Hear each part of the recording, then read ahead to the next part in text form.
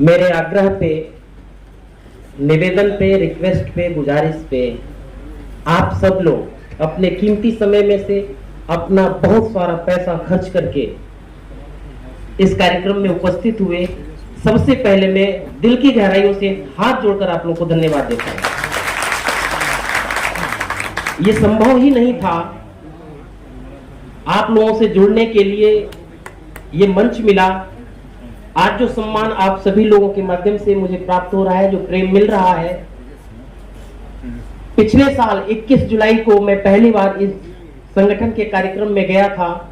मुझे 1 साल हुआ है इसमें काम करते हुए। ये संगठन अगर नहीं होता तो उसके पहले का जीवन भी मेरा था, मुझे कोई नहीं जानता था। इसलिए मैं उन सभी लोगों से एक निवेदन करता हूं, आप किसी भी संगठन से जुड़े हो, किसी भी राजनीतिक दल से जुड़े हो, उससे प्यार कीजिए, उसको सम्मान दीजिए। वो है तो आप हैं, नहीं तो आपकी कोई पहचान नहीं है। जो लोग अपने संगठन की इज्जत नहीं करते, जो लोग अपने किसी भी दल में हो, वैचारिक मतभेद चलेंगे, चलता रहेगा, लेकिन अगर हम लोग अपने संगठनों से, अपने समाज से प्रेम नहीं करते, प्यार नहीं करते, जैसा कि बहुत चीजें देखने को हमें मिलती हैं समाज के अंदर। इस कार्यक्रम को बहुत कटु सत्य बोल रहा हूं, मेरी कमजोरी यही है कि मैं बहुत कड़वा बोलता हूं। कटु सत्य ये है, इस कार्यक्रम को रोकने के लिए कल शाम तक मीटिंग की गई है कि वहां पे आप लोगों को नहीं जाना है, लेकिन आप लोगों के प्यार ने ये बता दिया कि वो गलत थे, मैं सही था। मैं इसलिए अपने आप को बताया कि जिस दिन मैंने पहली बार लोनिया चौहान समाज के लिए लोनिया शब्द प्रयोग किया था, मुझे हजारों गालियां पड़ी थी, माँ बहन की गालियां पड़ी थी। मुझे लोग आज भी मेरे रंग को देख करके कलुआ बोलते हैं, मुझे दोगला बोलते हैं, मुझे चमार बोलते हैं। मुझे बिहार में एक जाति होती है सबसे छोटी, दुसाद, वो भी बोलते हैं। लेकिन मेरे संस्थापकों ने मुझे बताया, आलोचना और गालियां समाज सेवकों का आवरण है, आभूषण है, उसी से वो अलंकृत होता है। इसलिए वहां से मुझे प्रेरणा मिलती है। साथियों, बहुत ज्यादा समय आप लोगों ने बहुत खर्च किया है। हर एक व्यक्ति के पास इतने बातें हैं कि वो चाहे तो 2-2 घंटा इस माइक पे बिता सकता है। सब लोग अच्छे वक्ता हैं तभी यहां हैं, सब लोग अच्छे कार्यकर्ता हैं तभी यहां हैं। इसलिए ये संभव ही नहीं है कि इस हाल में जितने लोग हैं उनको मंच मिल जाए, ये संभव नहीं है। मैं आप लोगों को आमंत्रित करने के बाद आप लोगों को उचित मंच नहीं दे पाया, इसके लिए मैं खेद प्रकट करता हूं। साथियों, राजपूत लोनिया चौहान सोसाइटी, ये बच्चे इधर खड़े हैं, इन्होंने मुझे जितना समर्थन और सहयोग किया है, सभी लोग इनके लिए एक बार ताली बजा दीजिए। ये वो बच्चों की आवाज आप सुने, यही आवाज पूरे देश में लोनिया चौहान समाज के युवाओं में भड़क रहा है, धधक रहा है। झूठे और मक्कार लोगों ने इनको दबा करके रखा था। हम लोनिया हैं तो गर्व से बोलेंगे, हाँ मैं लोनिया हूं। और जो राजपूत हैं, अब आपके जाने का समय आ गया है। अब आप इस लोनिया चौहान सोसाइटी, लोनिया चौहान समाज से आप लोग धीरे धीरे अपना बिस्तर बांधना शुरू करें, क्योंकि ये जो जवान बोल रहे हैं, ये जो नौजवान बोल रहे हैं, ये वो लोग हैं जिन्होंने जेपी का आंदोलन किया, जिन्होंने लोहिया का आंदोलन किया, जिन्होंने अभी आपके सामने अन्ना का आंदोलन किया। वो यही युवा खून था, वो यही युवा खून है जो आने वाले समय में इतिहास लिखने जा रहा है। इसलिए गर्व से बोलेंगे, जो भी हो जाए, हम जैसे भी हैं। मेरे दादाजी का नाम मान लीजिए कि फेंकू था, गधा था, तो क्या मैं उससे नफरत करूं? नफरत करना चाहिए क्या अपने खानदान से, कोई से? नहीं करना चाहिए। तो हम लोगों को किसने ये सिखाया कि हम लोग लोनिया बोलने से शर्माते थे? अभी भी हमारे समाज के जो बुद्धिजीवी, सभी बुद्धिजीवी है, वो जब भी बात करेंगे तो जानते हैं क्या कहेंगे? अपनी बिरादरी में लोनिया कहने से घबराते हैं। अब समय आ गया है कि ये कहिए कि अपनी बिरादरी लोनिया चौहान समाज में, इसको बोलिए। जितना आप बोलेंगे उतना दूर तक संदेश जाएगा। इसलिए साथियों, जितने लोग आए और जितने लोगों तक ये बात अभी पहुंचेगी, क्योंकि इसका विश्लेषण होगा बहुत ज्यादा। हमारी दीदी ने जो बोला, एक बात तो मेरे रोए खड़े हो गए। इन्होंने जो ऐसी बात बोली, कब से इन्होंने लड़ाई लड़ी होगी? कब? जब महिलाओं को सम्मान नहीं मिलता था, महिलाओं को लोग नहीं पूछते थे, उस समय से इन्होंने वो युद्ध लड़ा, वो लड़ाई लड़ी। मेरी श्रीमती जी हैं, विशेष तौर से मैं उनको धन्यवाद कर दूं। इन्हीं की इजाजत से सभी लोग अपनी पत्नियों का सम्मान करें, सभी लोग, क्योंकि वो नहीं चाहेगी ना तो आप घर से निकल नहीं सकते। इसलिए अगर आप काम करते हैं तो 50% जो श्रेय जाता है वो आपकी पत्नियों, आपके घर की महिलाओं को जाता है। इसलिए सभी लोग उनके लिए एक बार ताली बजा दीजिए, एक बार जोर से। अब मैं एक दर्द आप लोगों के सामने रखना चाहता हूं। दर्द वो जो हमारे समाज ने भुगता, जो हमारा समाज भुगत रहा है, वो दर्द क्या है? शहरीकरण और ग्रामीण अंचल, दो जगह में हमारा समाज बंटा हुआ है। एक वो लोग जो पढ़े लिखे लोग हैं, अभी पहले वाले जो वक्ता ने जो कविता कहा था, संयोग से वो मेरे बेटे हैं, उन्होंने कहा था शिक्षा और साक्षरता में बहुत अंतर है। तो वो जो अंतर जो हमारे समाज में जो बना हुआ है कि जो लोग शहर में गए वो अपने गांव को भूल गए, उस दर्द को मैं रखना चाहता हूं आप लोगों के सामने, क्योंकि वो दर्द जिस दिन आपने फील किया ना, अपने गांव को आप याद करेंगे। और मेरा दावा है कहीं कहीं पे आपकी आंखें नम करने की कोशिश करूंगा, क्योंकि देखिए साहब, हम लोग जितने भी विदेश में चले गए लोग हैं वो अपने देश से बहुत प्रेम करते हैं, मजबूरियां हैं उनकी, वो अपने देश नहीं जा पाते। उसी तरह से हम लोग एक प्रदेश से दूसरे प्रदेश में आ गए हैं, मजबूरियां हैं कि हम अपने प्रदेश नहीं जा पाते। कोई मर जाता है तब जाते हैं, कोई विवाह होता है तब जाते हैं, विशेष प्रायोजन से जाते हैं। उस दर्द को रखने की कोशिश करता हूं। और आप अपने गांव के उस दोस्त को याद कीजिए, उस भाई को याद कीजिए जिसके साथ अपने बचपन बिताया था। तो आइए मैं एक गीत रखता हूं, मेरी वही है कि मैं एक गीत के सामने, सुनेंगे ना? अच्छा, प्रेम से बोलो, प्रेम से बोलो, प्रेम से बोलो, प्रेम से बोलो, कर चले हम फिदा। ये धुन रहेगी। गांव का एक व्यक्ति संतोष भाई से छूट करके मैं शहर में आया, संतोष भाई गांव में रह गए। संतोष भाई ने एक व्हाट्सएप मैसेज किया और अपने दर्द को लिखा मेरे लिए कि भाई तुम तो दिल्ली गए और मैं अभी गांव में पड़ा हुआ हूं। ये भूमिका रहेगी, कैसे वो कनेक्ट करता है, उस कनेक्शन को आप महसूस कीजिए, तब आपको समाज की पीड़ा समझ में आएगी।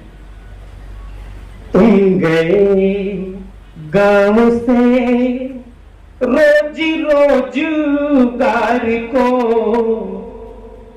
पर मेरे भाई मुझको भुलाना नहीं। क्या हम लोग याद रखते हैं?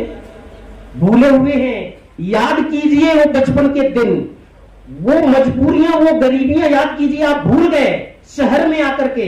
जिस दिन ये मंच पे बैठे हुए और इस हॉल में आए हुए सभी लोग अपने गांव के लोगों को याद करेंगे तो समाज याद आएगा। किस तरह से दरी पे बैठ के हम खाना खाते थे, पंगतों में खाना खत्म हो जाता था फिर भी हम बांट के खाते थे। तुम गए गांव से रोजी रोजगार को, पर मेरे भाई मुझको भुलाना नहीं। आज भी हम पड़े रह गए गांव में, पर मेरे भाई मुझको भुलाना नहीं।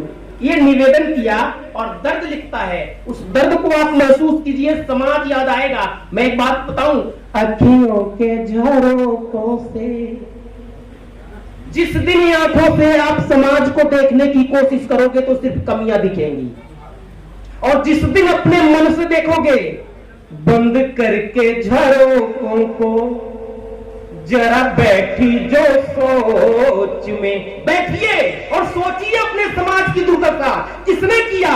राजनीतिक दलों ने हमें दुर्दशा में नहीं धकेला, हमें धकेला है हम ही लोगों ने। क्यों? क्योंकि हम लोगों की पहचान छूटी है।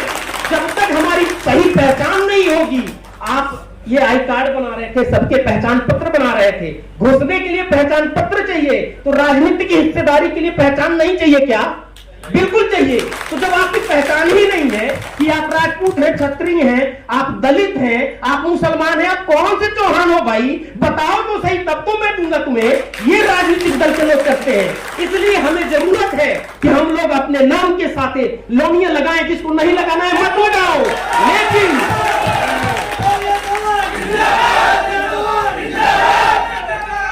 क्योंकि साहब वो दर्द लिखता है। तुम शहर में गए, नौकरी मिल गई। तुम तो शहर में गए, पढ़े लिखे थे, कुछ तुम्हारी किस्मत ने साथ दिया, कुछ तुमने मेहनत किया, मुझे मौका नहीं मिला। तुम शहर में गए, नौकरी मिल गई, ये सुना है कि अब तुम बड़े हो गए, राजपूत हो गए। ये सुना है कि तुमने बड़ा घर बना लिया, अब तुम राजपूत हो गए, अब तुम लोनिया नहीं रहे, ये सुना है मैंने। तो जब तुमने सुना और राजपूत हो गए तो मेरे भाई, मेरे से रिश्ता ही नहीं जो जुड़ा रहा, टूट गया रिश्ता। तो कहता हूं, तुम शहर में गए, नौकरी मिल गई, ये सुना है कि अब तुम बड़े हो गए। मैं तो बेबस हूं, लाचार मजदूर हूं। आज भी लोगों के खेतों में मैं काम करता हूं, लोगों के घरों में काम करता हूं, लोगों के यहां मजदूरियां करता हूं, और तुम तो राजपूत हो गए भाई। मुझे तो कोई सुनने वाला नहीं है। तुम शहर में गए, नौकरी मिल गई, ये सुना है कि अब तुम बड़े हो गए। मैं तो लाचार मजदूर हूं, मेरे सपने पड़े रह गए। दर्द महसूस करो पत्थर दिलों उनकी, जिनकी सुध कोई नहीं ले रहा है। आप और हम अभी लड़ेंगे, मेरी फोटो नहीं लगी, हमें मंच पे मौका नहीं मिला, हमें बोलने का अवसर नहीं मिला। उसका क्या है? जो आपका रिश्तेदार है उसको नहीं मिलना चाहिए क्या? उसको भी सम्मान मिले, इसके लिए हम करते क्या हैं? एक एक वक्ता 2-2 घंटे लोग बोल सकते हैं। हमें सॉल्यूशन चाहिए, राजनीति में हिस्सेदारी हमें मिले तो हम क्या करें कि हमें राजनीति हिस्सेदारी मिले? क्या सर फुटअव्वल करने से मिल जाएगी? अशिक्षा की बात करेंगे, हमारे समाज में अशिक्षा है, शिक्षित कैसे होगा समाज? इस पे बोलिए तो सही। कहेंगे कि बेरोजगारी है, रोजगार कैसे मिलेगा? 5 साल का हमारा समाज एजेंडा तय तो करे, 5 साल किस राजनीतिक दल के पीछे जाएगा ये तय तो करे। हम लोग तो अलग अलग, अपनी अपनी डफली, अपना अपना राग, कटोरे अलग अलग है। वो सोचता है कि ये तो हमारे वाला नहीं है, ये तो चौहान लिख रहा है, क्षत्रिय वाला है। क्षत्रिय समाज के जितने भी नेता हैं दूसरे दलों में, आपको बेचते हैं और आपको पता भी नहीं चलता। समझिए इस बात को। तो कहता है, मैं तो बेबस हूं, लाचार मजदूर हूं, मेरे सपने धरे रह गए, मेरे अरमान है, मैं नहीं पूरे कर पा रहा हूं, मेरे अरमान है सब तेरे नाम है, पर मेरे भाई मुझको भुलाना नहीं। तुम गए गांव से रोजगार को, पर मेरे भाई मुझको भुलाना नहीं। अगला दर्द इससे भी खतरनाक। महसूस कीजिए उसको, आपका रिश्तेदार था, आपके मामा का लड़का था, आप और वो एक साथ आम चोरी करते थे। आपने सारे वो काम किए जो आज अपने बच्चों को करने से रोकते हैं, और उसको भूल गए। अब आप जाते हैं, उसके फटे हुए बेवाई देखते हैं, उसके बेढंगे कपड़े देखते हैं, क्योंकि आप तो राजपूत हो गए। कैसे मैच करेंगे? कैसे ये जो खाई बनी हुई है इसको कैसे दूर करेंगे? हमारे समाज के चिंतकों को इस पे विचार करना है। राजनीति साहब राजनीति हमारे समाज के बड़े से बड़े दावा करता हूं, राजनीति क्षेत्र में काम करने वालों को राजनीति का राह भी नहीं मालूम है। क्यों? क्योंकि सिर्फ राजनीतिक रैली होती है। राजनीति किया अरविंद केजरीवाल ने, 10 साल में भारत की राष्ट्रीय पार्टी बन गया। कैसे किया होगा, कभी हम उससे सीखना चाहेंगे। बीजेपी ने किया, आरएसएस ने किया, 1925 से बनवासी केंद्र खोले, बाल शिशु शिक्षा मंदिर खोले, वहां से 5 साल 10 साल के बच्चों को राष्ट्रवाद और हिंदुत्व पढ़ाया। वो बच्चे बड़े होकर के आईएएस पीसीएस बन गए, वो अब उनके लिए काम करते हैं। आप क्या करते हैं? कृष्ण कुमार जी एक ट्यूशन चलाते हैं, उसका भी कोई समर्थन नहीं करता, कोई धन्यवाद नहीं करता। कौन करेगा? और हमें राजनीतिक हिस्सेदारी चाहिए, कौन देगा हमें? हम उस लायक ही नहीं है कि हमें मिलना चाहिए। अरे साहब, भीख मांगने के लिए भी ना इस कपड़े में नहीं देगा कोई, उसके लिए भी भेष की जरूरत होती है। तो आइए एक दर्द को फिर सुनने की कोशिश करते हैं। रोंदा जाता यहां मेरे अधिकारी को, गांव का वो व्यक्ति कहता है कि थाने में एफआईआर दर्ज करने के लिए भी मैंने अपनी पत्नी के पायल को बेचा, तब जाकर के एफआईआर लिखवा पाया। करेंगे काम उनके लिए आप तो यहां से बैठ करके फोन से हाल चाल भी नहीं लेते। उस दर्द को महसूस करें हम कि हमारा समाज किन किन परिस्थितियों में। भाई अशोक बैठे हुए हैं इसमें, यहां से रामपुर बांगर से आए हुए हैं, अभी इसी में बैठे हुए हैं। मैं गया था उनके गांव, वो बैठे हुए हैं रामपुर बांगर से। गांव को देखिए, हर घर पे क्षत्रिय और राजपूत का नेम प्लेट लगा है। क्या नाम क्षत्रिय और राजपूत लगा लेने से हमको समाज ने स्वीकार किया? अरे साहब, वो कहता है ये मेरा नहीं है, और हमारे साथ जो है हम कहते हैं तुम मेरे नहीं हो। तो कहां रहोगे भाई? किसी एक के साथ तो रहो। वो तुम्हें अपने साथ रखेगा ही नहीं, क्योंकि वो असलियत जानता है कि तुम तो शूद्र हो। क्या हो? शूद्र, ब्राह्मण, क्षत्रिय और वैश्य, ये तीनों तो हम नहीं हैं। तो 6442 जातियां कौन सी हैं? शूद्र। हम सारे के सारे शूद्र हैं, इस बात को स्वीकार करो। जब एक विकलांग आदमी स्वीकार कर लेता है कि मैं तो विकलांग हो गया, तब उसे चलने की ताकत आती है। हम लोग हमारी कमियों को स्वीकार करना चाहते ही नहीं। हम लोग खाली बढ़िया बढ़िया कंधे मिल जाएं और इनके कंधों पर रख के बंदूक और निशाना लगा ले। इसीलिए आज हम दूसरों के कंधों का सहारा लेते हैं। याद रखिए, जितने भी तथाकथित ऊंचा बनो अभियान चलाने वाले लोग हैं, वो आपका शिकार कर रहे हैं। इस बात को आप लोग बहुत अच्छी तरीके से समझ लीजिए।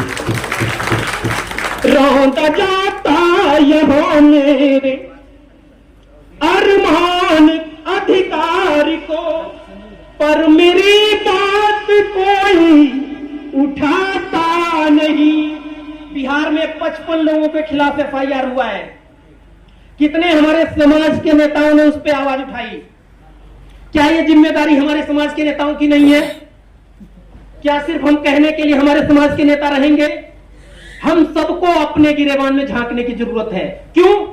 क्योंकि हमारे समाज के लोगों ने हमारे समाज के नेताओं को ताकत दिया ही नहीं। वो आज जो भी है अपनी बदौलत है, अपनी मेहनत से है। समाज ने कभी सपोर्ट नहीं किया, इसलिए वो मजबूर हो जाते हैं पार्टी लाइनों पे चलने के लिए। क्योंकि करेंगे क्या? 4 क्वालिटी चाहिए। अगर आपको टिकट चाहिए तो 4 में से 1 है तो टिकट मिलने की संभावना है, 2 है तो 100% मिल जाएगी। पहला टिकट चाहिए जितने लोगों को, वो जाकर के किसी भी जगह देख लें। पहला, आपके पास क्या इतना पैसा है कि आप अपनी टिकट खरीद करके 4 अलग आसपास के टिकटों पे भी चुनाव लड़वा सकें? इतना पैसा है हमारे समाज के पास? नहीं है। दूसरा, क्या आप कोई सेलिब्रिटी है कि 4-10 सीटों पे आपके आने से प्रभाव पड़ता है? नहीं है, कोई जानता नहीं है। तीसरा, क्या आप उस संगठन में 15 साल 20 साल, जैसे हमारी बहन उसमें लगी रही तब उनको प्राप्त हुआ है? क्या 15 साल 20 साल किसी संगठन में आपने काम किया? हर 6 महीने के बाद से दूसरी पार्टी, तो कौन देगा हमें? नहीं देगा। और चौथा, सबसे बड़ी जरूरत है, क्या आपके पीछे, आपके पास पैसा नहीं है, आप सेलिब्रिटी नहीं है, आप वफादार कार्यकर्ता नहीं है, तो क्या आपके पीछे आपका समाज है? अगर आपका समाज आपके पीछे है तो आपको टिकट अवश्य मिलेगी। इसलिए साथियों, कहता है रौंदा जाता यहां मेरे अधिकार को, पर मेरी बात कोई उठाता नहीं। है नहीं एक तालोनिया चौहानों में,